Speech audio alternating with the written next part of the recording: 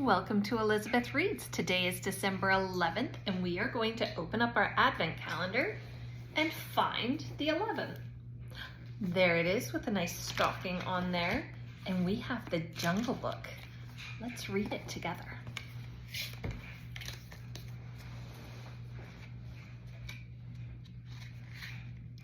Okay.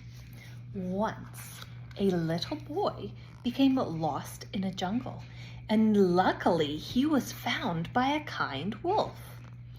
That night, the boy snuggled up in warm wolf fur. We shall call him Mowgli, decided the mother wolf.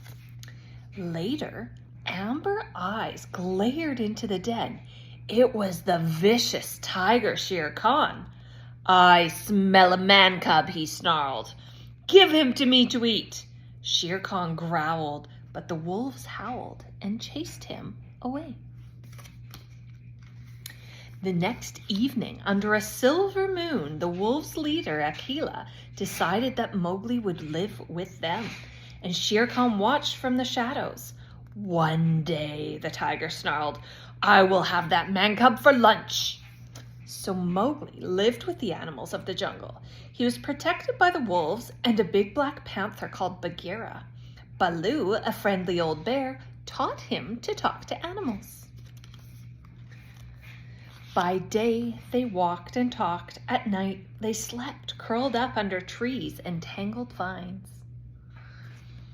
Whispers about Mowgli, the man-cub, spread throughout the jungle. In the dead of night, some jealous monkeys crept close. Hooting and howling, they snatched Mowgli in his sleep. "Baloo!" Mowgli yelled. "Bagheera!" The monkey shrieked louder, drowning Mowgli's cries as they swung him from tree to tree. They took Mowgli to an ancient palace with cracked walls and crumbling towers. "This is our home," they chattered. "Now it is yours too."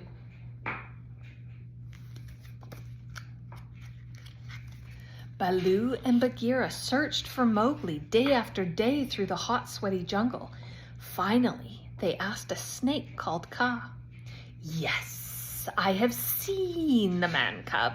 He is with the monkeys in the lost city. Follow me this way." Bagheera and Baloo snuck silently to the palace, and then they pounced. Some monkeys swiped and scratched, but Bagheera sent them flying with strong sweeps of his powerful paws.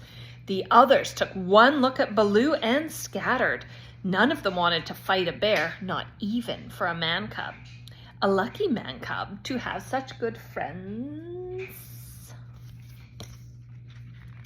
Mowgli fell fast asleep as his friends carried him home, but still Bagheera worried. "Shere Khan is after you," he warned Mowgli. "Perhaps you should leave the jungle." "But this is my home," Mowgli replied. As night fell, Mowgli crept to a village at the edge of the jungle where a villager was cooking. "Shere Khan may be big," Mowgli whispered, "but I bet he is afraid of fire." Mowgli raced back through the jungle and charged at Shere Khan with sticks from the fire. "Go away!" he screamed. The tiger shook with fear but refused to flee. "No, man-cub," he snarled. "Soon I will have you for my dinner."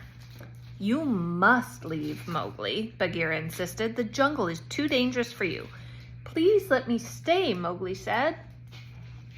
But the wolves howled and Shere Khan growled, and he knew he had to go. Trembling with fear and sadness, Mowgli returned to the human world. The villagers were kind, and they gave him a job herding buffaloes, and Mowgli laughed at their silly stories.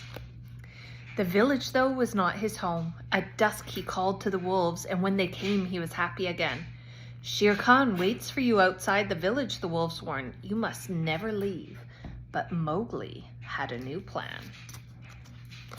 The next morning, he led the buffaloes into a ravine behind the village. "Shere Khan," he called, "it is me, the man-cub, Mowgli." A growl echoed along the ravine, and the tiger appeared.